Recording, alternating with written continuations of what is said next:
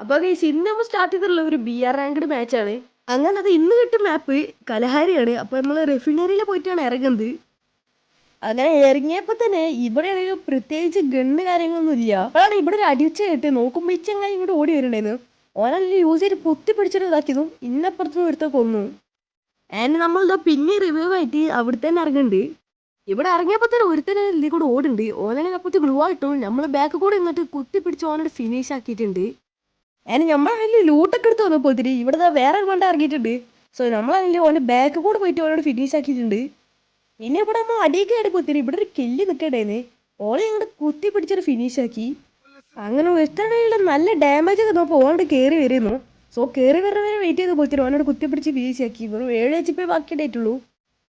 ഇവിടെ വന്നപ്പോഴാണെങ്കിൽ ഊട് വേറെ വെടിച്ച കേൾക്കുമ്പോൾ ഇങ്ങോട്ട് വന്ന് നോക്കിയപ്പോഴാണ് ഒരു അലവക്കൂട്ട ഇവിടെ ഇങ്ങനെ ഇരിക്കുന്നു. ഓന് ഫിനിഷ് ആക്കി.